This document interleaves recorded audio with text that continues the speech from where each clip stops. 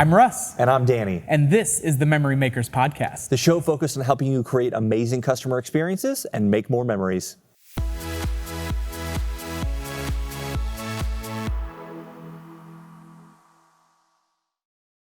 Memory Makers Podcast. I wanted to go for like an old school soap jingle. I like how very succinct that one was. Yeah. It was very short Yeah. and put together. So not like me. You like to wax poetic sometimes. Sometimes I do. I do enjoy it. Well, I am super jazzed up even before we've gotten into this episode because as the folks that are watching on video can see, we're obviously in a different place than the studio. Both of us are here together and we see some big numbers behind us, 360. And that can only mean one thing, Danny. It is Amusement 360. It is Amusement 360. I was trying to think of something clever that would be not Amusement 360 and nothing came to mind. So, well, I forgot to let you know there's a christening tomorrow that you need to come to. So we can do that. I don't know. It's the only like formal thing that I could think of that would cause you to travel like outside of a work thing. The only formal thing you could possibly think of was a christening. I don't know. The mind goes where it goes. It goes where it goes. Welcome, everybody. This is Russ on a little bit of caffeine. Hey, how we doing? I am so excited. I love this event just from a number of reasons. One, we get so many great people in from all over, different styles of operators, and getting to share and learn from them and being able to have awesome speakers come in and learn from them as well.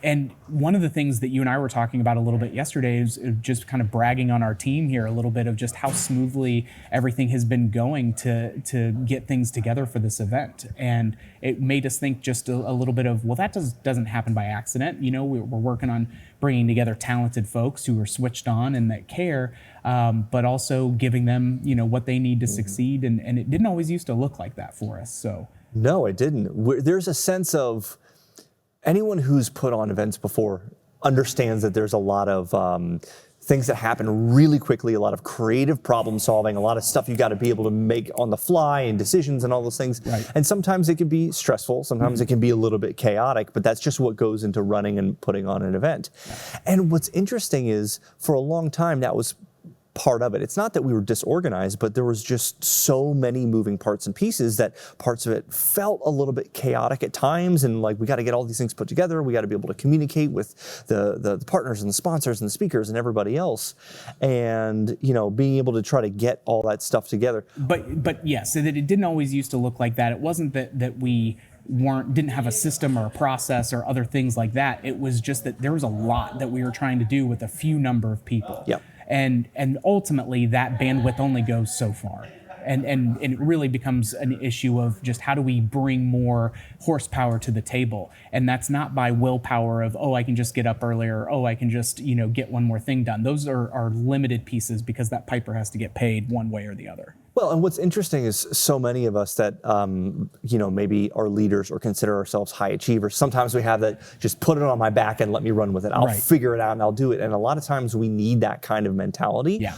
But also it's helpful to realize that, oh, I can take the things that I'm not as good at and I can delegate to other people who are going to do it way better than I ever could. And it removes that from my shoulders and opens up my own bandwidth to focus on the things that I can contribute at a high level. Yes. And I think that's really valuable. Yes. And it brings the idea that I know we wanted to talk about in today's episode, a book by Benjamin Hardy and Dan Sullivan called Who Not How. Mm-hmm. Yeah, I really enjoyed this one. We had it kind of put in our laps based on the mastermind circles and stuff that we're doing. And by the way, if you're looking to get into masterminds, you should absolutely look at it. It's like this and then some as far as just getting you super switched on. But the reading lists alone that we've gotten out of these are just incredible. And Benjamin Hardy and Dan Sullivan, really talented researchers and inquisitive minds, and really break down kind of, okay, what's this basic human functionality in these behaviors, and what's that lizard brain kind of tell us at times, and how do we, you know, outthink that? And what the part that of this book in particular, Benjamin Hardy's, that I think the main focus was very much, there's only so much that you're going to be able to do by yourself. So if you want to achieve something, you need to be thinking of it in terms of who can I bring into the mix here to help me achieve this, not how am I going to do it all by myself. And having that, you know, kind of open and expansive mindset as opposed to a scarcity mindset when you're just even trying to tackle the problem of how are we going to take on this new challenge. And it's interesting because there's two different ways that I find the who, not how is beneficial. And the first one is for a new area that you're moving into or new kind of project you're trying to tackle, whether it's a new attraction, maybe that one of our clients is adding to their center, or it's a new kind of event style they're doing, or a new corporate client that they're going after, whatever that is, something new that maybe those at the business don't have experience with. And they need to find the who to make that implementation execution successful. But then there's the example of what we've experienced at CreativeWorks, where events aren't new to us. We've been doing them for 12 years. But we've been able to bring on the right who's to expand what we have and make it better over time and take the weight off my shoulders, your shoulders, and other people at the company. And we've got folks like Alex and Mike, who are currently at the back of the room right over there running this rig at the moment. Yeah. And they make all of this look so damn easy. Yeah. Well, I mean, so in previous years, it was, oh my gosh, okay, what do we need to do? How are we going to get this done? Okay, I'm going to be working on this. And it was just, fires getting put out. Coming through here yesterday and just calm, things are ahead of schedule. It was just one of, oh, this is so, I joked and said, oh my gosh, this is terrifying. And that's, because we used to just be so hands-on all of that and that was a leadership trait that we had to develop of, we need to let more go and we need to be able to empower our employees to do more of that work. And it's just so nice to see it in our team showing up the way that we would want them to. And then ultimately for the folks that are going to be here too. And that's just the one example. I think that, this applies to things in your personal life. Hey, if I'm going to get back and get into shape and really want to cement some habits, I do need to get a trainer so that way I'm not going to be making some, poor form mistakes and overdoing it and have a sustainable plan. And it's an expert who understands, what it's going to take, what are common pitfalls, what don't we know that this person is going to then be able to shed light on for us so that way we're not paying the dumb tax of having to take 3 extra laps on trying to get something done. And so I think that was what really struck me, is that this can be micro, this can be macro. It's a scalable thing of not feeling like you just have to, hulk your way through it, because that's just not going to work. It's not sustainable. I think something that we've talked about in different ways before on this podcast and elsewhere in presentations is the idea of the compound effect of doing things, small little decisions again and again over long periods of time have huge results. Yeah. And sometimes getting the right who's is not going to be an overnight dramatic, oh my gosh, everything is magic and it's so much easier. Sometimes it takes time, right? We've had some of the team members that have expanded this event for a couple years, and to get to the point where we had so little stress and so little worry being ahead of schedule, it took us a couple years to get to that point. And it was one of those reminders where, one, it's not going to happen overnight, and if we expect it to, we're going to be setting ourselves up for disappointment. And the other part is being able to recognize that when we do get those results that feel sudden, like you said, you were kind of almost worried the other day, embrace that as a win of, oh my gosh, all the things that we've been doing for the past couple of years have really come to fruition, and everything ran smoothly, everything felt efficient, the team members knew what to do, knew their role, we planned everything really well. And to be able to sit back and embrace that feeling is awesome. Well, and one of the first things that we said when we came in, I'm like, I got to take my hat off to you guys. This is not, we've never been at this, point and feeling this high level of confidence, and it's because they care and they've owned it and they've pushed back on us, and when you start to get that pushback, and we talk about some of this in constructive conflict and things of when you're putting ideas out to the team and they're actually pushing back with ideas and things, it tells me two things. One is that they really care about what this change is, and that they want to see it successful. But two is that they have a personal responsibility that they're also not going to just take this and go because we said so. And those are two things of I want you to have opinions and I want you to care, like curious and kind. The rest takes care of itself, right? And having that then buy-in and ownership of, no, this is now, not your guys' vision, this is our vision, and this is what we need to be doing for it. And it's just a transformative, feeling when you get that level of buy-in on your team. What's interesting,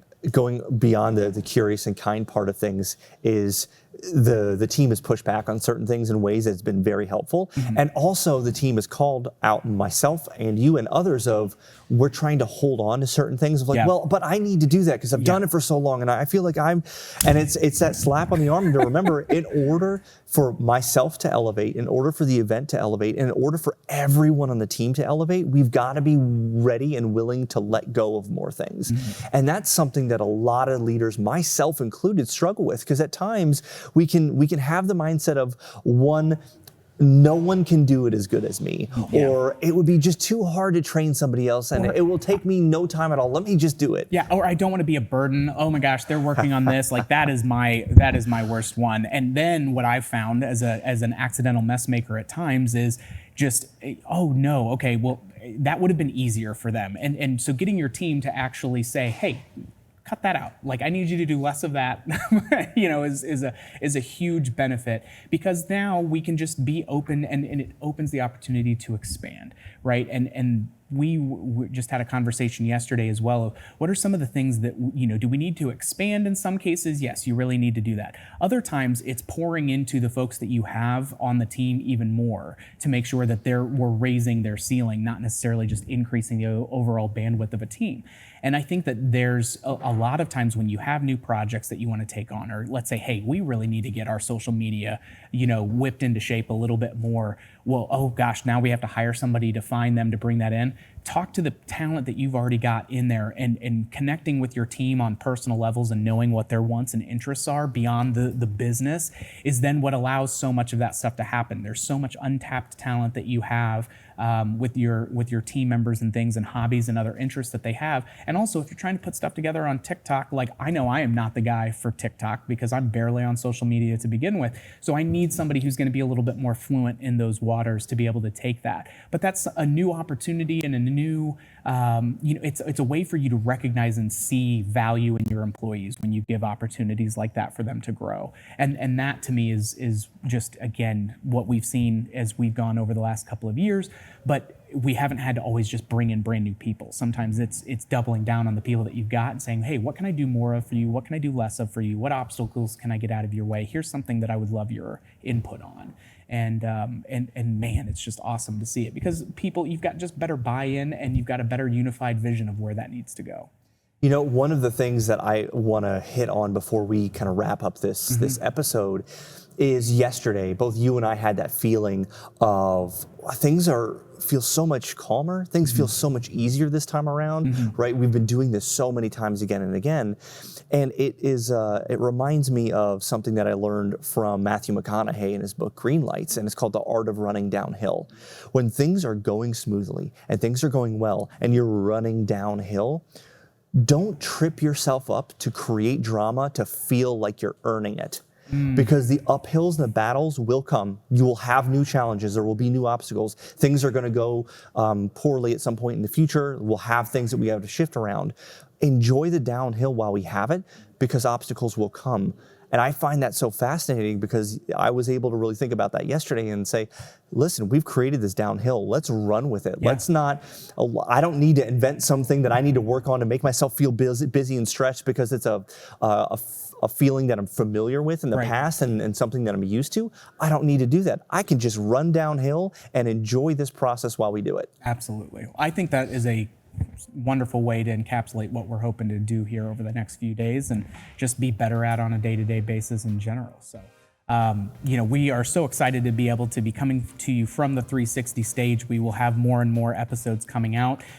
Be sure to check us out online and check out the link and where you can get additional podcasts and everything that we've done. Now we've got a nice stack of them that are really covering a bunch of stuff of, boots on the ground, tactical approaches to running an attraction, to the higher philosophical pieces that really help make companies grow beyond what they thought they could. So it's been a pleasure getting to do more of this, and I'm excited to do a ton of it here during 360. So if you guys get a chance to give us those 5-star reviews, please and thank you. We greatly appreciate it.